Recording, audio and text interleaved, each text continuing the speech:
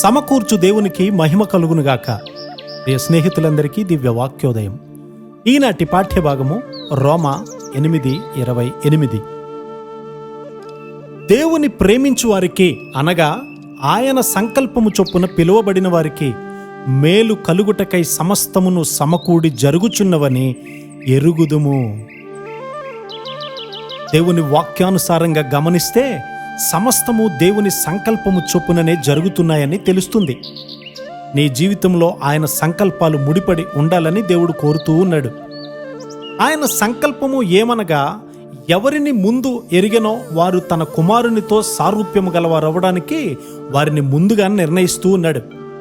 ముందుగా నిర్ణయింపబడినటువంటి దేవుని సంకల్పం ఏదంటే, యేసు క్రీస్తు వారితో సారూప్యము గలవారముగా ఉండడమే. నీవు నేను యేసు క్రీస్తు వారి యొక్క సారూప్యములోనికి రావాలి. అది జరుగుతుందా? మన తలంపులు, మాటలు, చూపులు ఎలా ఉన్నాయి? నేను ఆత్మలో బాగా ఎదిగానులే అని మనం అనుకుంటే చాలదు. బహిరంగంగా అవిధేయత వల్ల దేవుని సంకల్పానికి అపజయం కలుగుతుంది. మనము క్రీస్తు వారిని పోలి ఉండాలని ఆయన సంకల్పం. యేసు క్రీస్తు వారి వలె ఉండాలని యుగాల క్రితమే దేవుడు నిర్ణయిస్తే మనం ఇంకా నెరవేర్చలేకపోవడం విచారం కాదా? లాజరు సమాధి దగ్గర యేసు ప్రభువారు ప్రార్థనలో మొదటిది, తండ్రి నీకు కృతజ్ఞతాస్తుతులు అని పలుకుతున్నారు. లాజరు చనిపోయినట్లు యేసు క్రీస్తు వారు చూడలేదు, కానీ ఆ చావు వెనక ఉన్నటువంటి దేవుని సంకల్పం ఏమిటా అని ఆయన ఆలోచన చేస్తూ ఉన్నాడు. కాబట్టే ఆ సమాధి దగ్గర, తండ్రి నా మనవి వినినందుకు నీకు కృతజ్ఞతాస్తుతులు చెల్లించుచున్నాను అని స్తుతించారు. బిల్లీ బ్రే అనే మెథడిస్టు బోధకుని మెట్టుకు ఎవరైనా చేరుకోగలమా?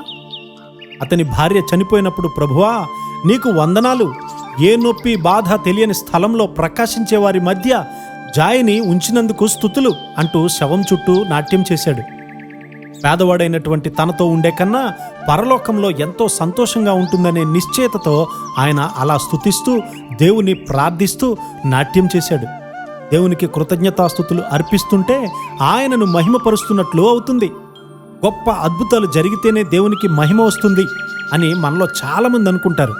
నీవు ఎల్లప్పుడూ కృతజ్ఞతాస్తుతులతో నిండి ఉండాలి.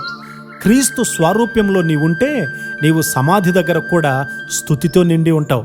అట్టి కృపాధన్యత దేవుడు మనందరికీ అనుగ్రహించునుగాక. ఆమేన్.